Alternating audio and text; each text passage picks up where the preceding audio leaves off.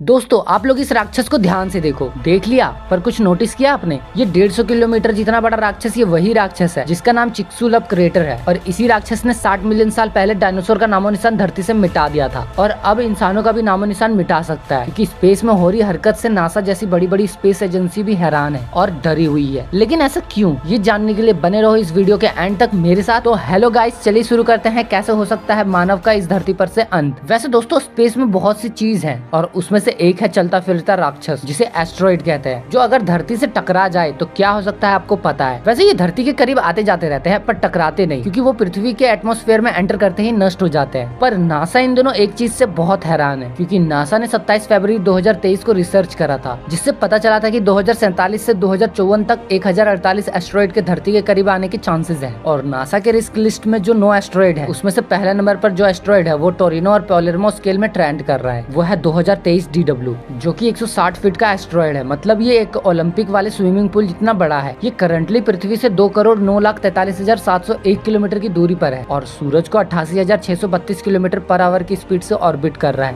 जिसका ऑर्बिट 271 दिन में पूरा होता है। और ये धीरे धीरे सूरज के ऑर्बिट से दूर और पृथ्वी के करीब जा रहा है। नासा का कहना है कि ये एस्ट्रॉइड वैलेंटाइन डे मतलब 14 फरवरी 2046 को पृथ्वी के बहुत करीब से गुजरेगा, जिसके पृथ्वी से टकराने के चांसेस 560 में से एक है। एक एस्ट्रोनॉमर जिसका नाम पायरो सिकोली है, उनने थाउट एक्सपेरिमेंट से बताया है कि अगर ये एस्ट्रॉइड पृथ्वी से टकराए तो समझ लीजिए इसका target United state of America होने वाला है, जिसपे सबसे ज्यादा तबाही हो सकता है। और इस एस्ट्रॉइड से हमारे प्यारे भारत के कुछ शहरों को बहुत बड़ी सुनामी का सामना करना पड़ सकता है। पर दोस्तों ये इंसिडेंट 23 साल बाद होने वाला है और इस 2023 DW एस्ट्रॉइड के टकराने के चांसेस 560 में से एक है। लेकिन अगर ये टकराता है तो नासा के द्वारा किया गया एक मिशन टेस्ट, जिसको Johns Hopkins University applied physics laboratory और नासा ने मिलकर टेस्ट किया था, जिसका नाम था डार्ट मिशन, जिसको डबल एस्ट्रॉइड रिडायरेक्शन टेस्ट कहते हैं। इस मिशन में अगर कोई अर्थ को हिट करने के लिए ऑब्जेक्ट या कोई एस्ट्रॉइड आता है तो इस मिशन के जरिए उस एस्ट्रॉइड को डिस्ट्रॉय या फिर उसके आने की दिशा को चेंज कर सकते हैं। इस मिशन को करने में 10 महीने 1 दिन का समय लगता है।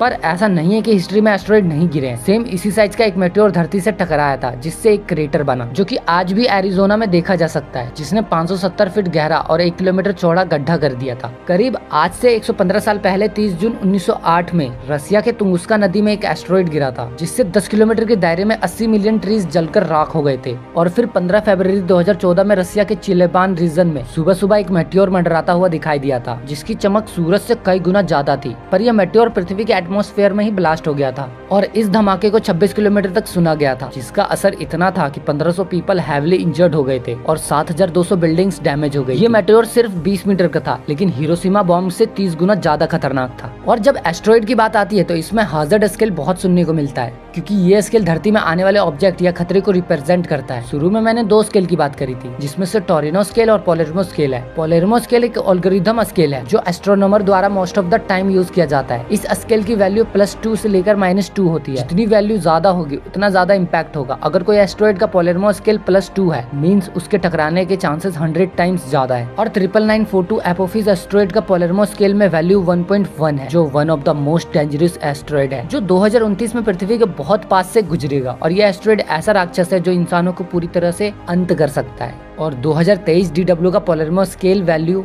-2.17 है, जिसका इम्पैक्ट चांसेस बहुत कम है, पर चांसेस है। और हाजर्ड स्केल का सिंपली वर्जन है टोरिनो स्केल, जिसे कलर में ऐसे डिजाइन किया गया था जिससे मेरी तरह ऐरा गहरा नत्थु कहरा भी समझ सकता है, जिसे स्केल की जानकारी बिल्कुल भी नहीं है। टोरिनो स्केल में 0 से 10 तक है, जो कि 0 मतलब व्हाइट जोन, जिसमें कोई खतरा नहीं है। 1 का मतलब खतरा ना के बराबर है। 2, 3, 4 अटेंशन जोन में आते हैं। यहाँ पर उन एस्ट्रॉइड को रखा जाता है जिसके टकराने के चांसेस 1% या उससे ज्यादा होते हैं। नेक्स्ट आता है ऑरेंज जोन, जो कि नंबर 5, 6, 7 है। ऐसे एस्ट्रॉइड बहुत कम ही नजर आते हैं जो सैकड़ों सालों में टकराते हैं। और फिर स्केल 8, 9, 10 का मतलब होता है मानव का विनाश होना तय है। इस स्केल का कोई भी एस्ट्रॉइड मानव जाति के नामो निशान को मिटा सकता है, जिस तरह डायनासोर का मिटाया था। पर 2023 DW को अभी एक स्केल में रखा गया है और रिसर्चर्स ने ये भी कहा है कि इस एस्ट्रॉइड की स्टडी में हम अभी शुरुआती दौर में है, लेकिन हम इसे जैसे जैसे स्टडी करते जाएंगे इसके स्केल्स में चेंजेस हो सकते हैं और ये खतरे से बाहर हो सकता है। आपको क्या लगता है 2046 तक आप कहाँ होंगे और आप अपने कौन से सपने पूरे कर लोगे? कमेंट बॉक्स में जरूर बताएं। और ऐसी ही जानकारी जानने के लिए हमारे चैनल को सब्सक्राइब करके बेल आइकन जरूर दबाएं। तो मिलते हैं फिर अगली वीडियो में, तब तक के लिए नमस्ते, खुदा हाफिज, टाटा, बाय बाय।